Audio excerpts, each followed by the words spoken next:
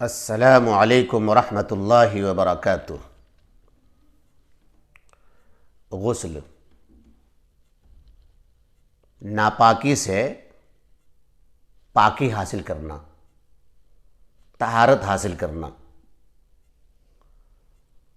طہارت حاصل کرنا اور اپنے جسم کو پاک رکھنا، کپڑوں کو پاک رکھنا اور بستروں کو، گھر مکان، تمام چیزوں کو پاک رکھنا، یہ بھی مقصود الہی اور فرمان الہی ہے اور سنت نبوی ہے، اس لیے یہ بھی عبادت ہے۔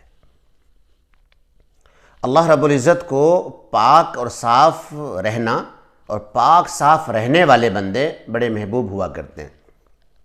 فرمایا قرآن کریم میں ان اللہ یحب التوابین ویحب المتطہرین، کہ اللہ تعالیٰ بہت زیادہ توبہ استغفار کرنے والوں کو اور بہت زیادہ پاک صاف رہنے والوں کو پسند فرماتا ہے۔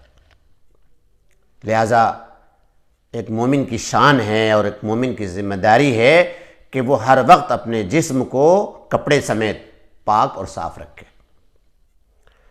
میرے بھائیوں اور میرے بہنوں، جب کسی وجہ سے ہم ناپاک ہو جائیں تو پاکی حاصل کرنے کا جو غسل ہے، جو طریقہ ہے، وہ کیا ہے؟ شریعت نے ہمیں اس سلسلے میں کیسی رہنمائی کی ہے، آئیے ہم اس کو سمجھتے ہیں۔ غسل میں 3 فرض ہیں، غسل میں 3 فرض ہیں، یا یوں کہیے کہ غسل کے 3 فرائض ہیں۔ سب سے پہلا فرض غلالے کے ساتھ کلی کرنا، غلالے کے ساتھ خوب اچھے طریقے سے، یعنی حلق کے آخری سرے تک پانی پہنچانا۔ بس ایک بات کا دھیان رکھیں اس میں کہ آپ کا روزہ نہ ہو، روزے داروں کو اسے مستثنیٰ کیا گیا، الگ کیا گیا۔ اگر ہم روزے سے ہیں تو صرف کلی، نارملی کلی جو ہم کرتے ہیں صرف وہی کرنا چاہیے، ورنہ روزہ ٹوٹ جاتا ہے۔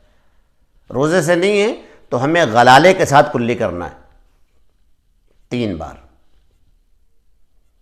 3 بار جب ہم کر لیتے ہیں، اس میں فرض اور سنت دونوں ادا ہو جاتی۔ تو پہلا فرض غلالے کے ساتھ کلی کرنا، اور دوسرا فرض ہے ناک میں 3 بار پانی ڈالنا۔ ناک میں پانی اس طریقے سے پہنچانا کہ ناک کی جو یہ نرم ہڈی ہے، جسے عام طور سے بانسا بولتے ہیں، اس ہڈی تک پانی پہنچ جائے۔ یہ دوسرا فرض ہے غسل کا۔ اور تیسرا فرض یہ ہے کہ ہم اپنے جسموں پر پانی بہائیں، اس انداز میں اپنے جسموں کو مل مل کر نہائیں کہ جسم کا کوئی حصہ بال کے برابر بھی خشک نہ رہ جائے، یعنی خوب اچھے سے جسم پر پانی بہانا کہ پورا جسم تر ہو جائے پانی سے۔ یہ 3 فرائض ہیں غسل کے۔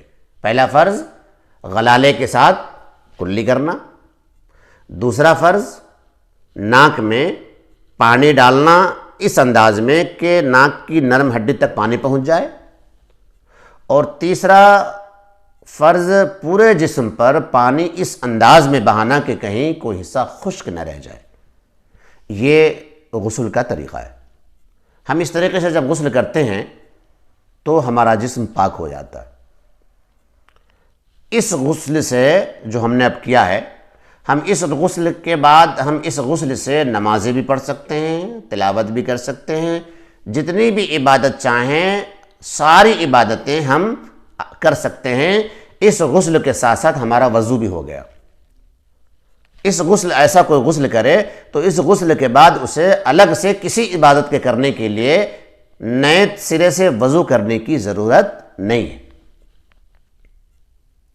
یہ غسل کے فرائض ہیں۔ طریقہ غسل کا کیا ہے، اسے سمجھتے ہیں۔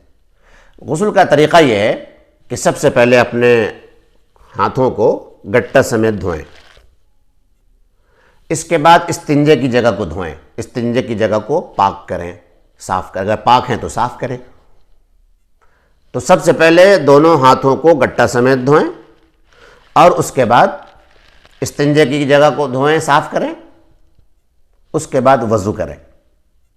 مکمل وضو جو ہم نماز کے لیے کرتے ہیں، ہر عبادت کے لیے کرتے ہیں، اور اس کے بعد آپ غسل کر لیں۔ غسل کرتے وقت اس بات کا خیال رکھیں کہ قبلے کی طرف منہ اور پیٹھ نہ ہو، اہتمام کریں اس بات کا۔ اصل میں میرے اللہ کو باادب بندے بہت محبوب ہیں، بہت پسند ہے، تو اس بات کی کوشش کریں۔ گناہ کوئی نہیں ہے لیکن یہ ادب کے خلاف۔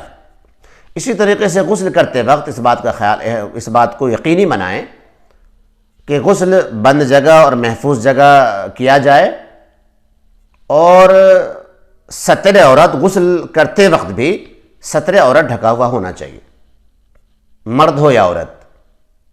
ہاں یہ جائز ہے کہ غسل خانے میں، غسل خانہ سیف ہے اور محفوظ ہے اور بالکل بند ہے، کورڈ ہے، تو اس میں اگر کوئی شخص کپڑے اتار کر، مکمل طریقے سے کپڑے اتار کر غسل کرنا چاہے تو کر سکتا ہے، جائز ہے، اس کی اجازت ہے۔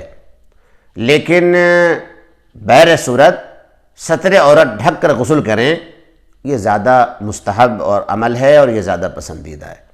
تو اس طریقے سے جب ہم غسل کرتے ہیں تو ہمارے فرائض بھی ادا ہو گئے، سنتیں بھی ادا ہو گئیں، اور ہم مکمل طریقے سے پاک ہو گئے۔